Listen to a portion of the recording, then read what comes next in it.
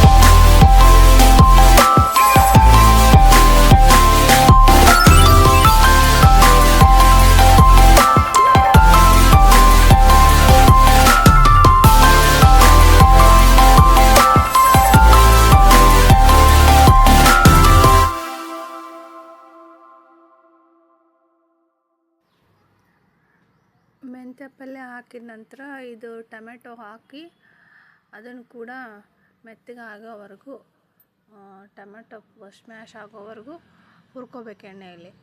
ಚೆನ್ನಾಗಿ ಬೇಯಬೇಕು ಟೊಮೆಟೊ. ಮೆಂತ್ಯ ಪಲ್ಯ ಚೆನ್ನಾಗಿ ಬೇಯಬೇಕು. ಅಲ್ಲಿವರೆಗೂ ಅದನ್ನು ಹಾಗೆ ಆಗಾಗ ಕಲಕ್ತಾ ಇರಬೇಕು, ಇಲ್ಲ ತಳ ಹಿಡಿಯುತ್ತೆ. ಮೆಂತ್ಯ ಪಲ್ಯ ಬೆಂದಿದೆ ನೋಡಿ. ಇವಾಗ ಮೆಟ್ಟಿಗೆ ಕಾಳು, ಮೊಳಕೆ ಕಟ್ಟಿದ ಮೆಟ್ಟಿಗೆ ಕಾಳನ್ನು ಮಸಾಲೆ ಒಳಗೆ ಮಿಕ್ಸ್ ಮಾಡ್ಕೊಳ್ಬೇಕು.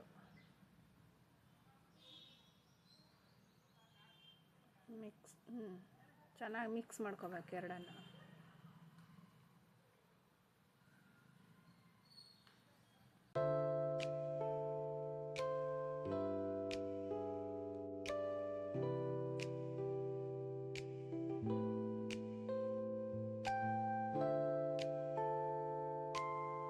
ಮೆಟ್ಟಿಗೆ ಕಾಳು ಹಾಕಿದ ನಂತರ ಅಚ್ಚಕಾರದ ಪುಡಿ, ಅರಿಶಿಣ, ಉಪ್ಪು ಇವೆಲ್ಲ ಹಾಕಿ ಚೆನ್ನಾಗಿ ಮಿಕ್ಸ್ ಮಾಡ್ಕೋಬೇಕು.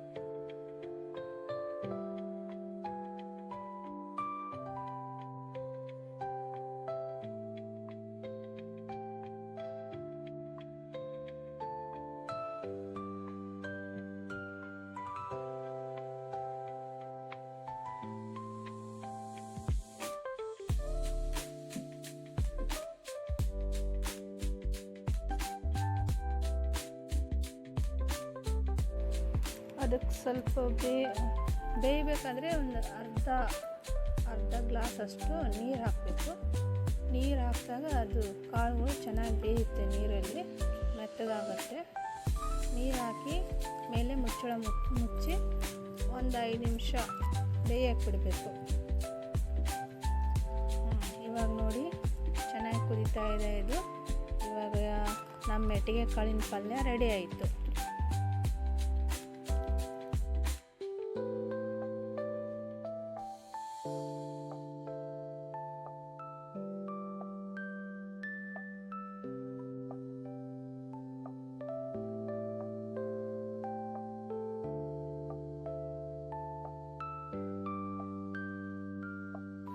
ಪಲ್ಯ ಜೊತೆ ತಿನ್ನೋಕ್ಕೆ ಇವಾಗ ನಾವು ಚಪಾತಿ ರೆಡಿ ಮಾಡ್ಕೊಳ್ಳೋಣ. ಚಪಾತಿ ಪಟಾಪಟ್ಟನ್ ಚಪಾತಿ ಮಾಡಿಕೊಂಡೆ.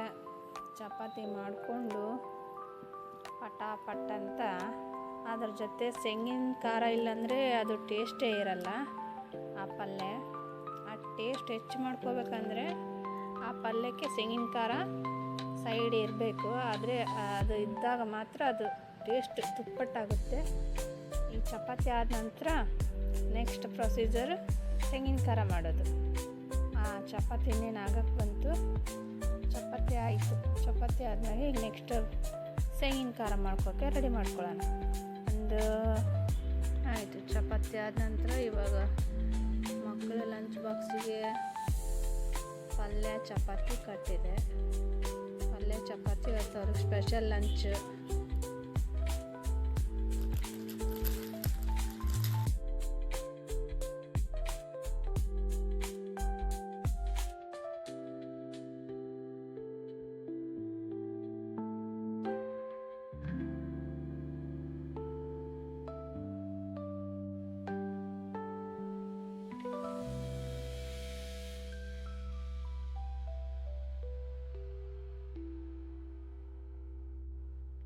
ಬನ್ನಿ ಇವತ್ತು ನಾವು ಉತ್ತರ ಕರ್ನಾಟಕ ಸ್ಪೆಷಲ್ ರೆಸಿಪಿ ತೆಂಗಿನ ಖಾರ ಹೇಗೆ ಮಾಡೋದಂತ ನೋಡೋಣ.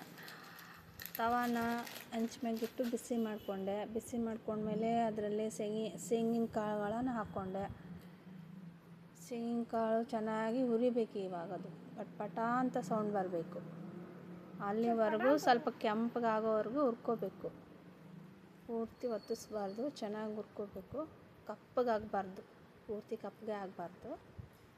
ಚೆನ್ನಾಗಿ ಪಟ್ಪಟ ಅಂತ ಸಿಡಿಬೇಕು. ಚೆನ್ನಾಗಿ ಸೌಂಡ್ ಬರ್ತಿರುತ್ತೆ ಅದು. ಇವಾಗ ಒಳಕಲ್ಲಲ್ಲಿ ಹಾಕೋಣ. ಒಳಕಲ್ಲಲ್ಲಿ ಹಾಕ್ಕೊಂಡು ಅದಕ್ಕೆ ಬೆಳ್ಳುಳ್ಳಿ, ಉಪ್ಪು, ಖಾರ, ಅಚ್ಚ ಖಾರದ ಪುಡಿ ಟೀ ಸ್ಪೂನಷ್ಟು ಹಾಕ್ಕೊಂಡಿದ್ದೀನಿ ನಾನು. ಹಾಕ್ಕೊಂಡು ಅದನ್ನು ಚೆನ್ನಾಗಿ ತೆಂಗಿನ ಕಾಳನ್ನು ನುಣ್ಣಗೆ ಹರ್ಕೋಬೇಕು.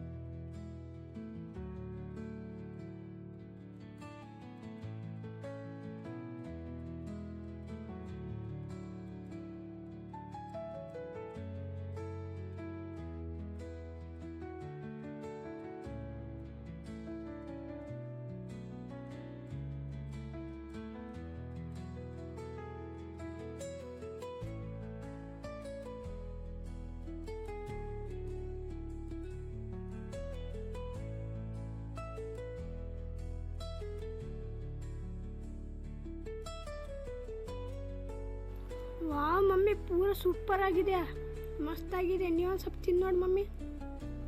ಇದಾ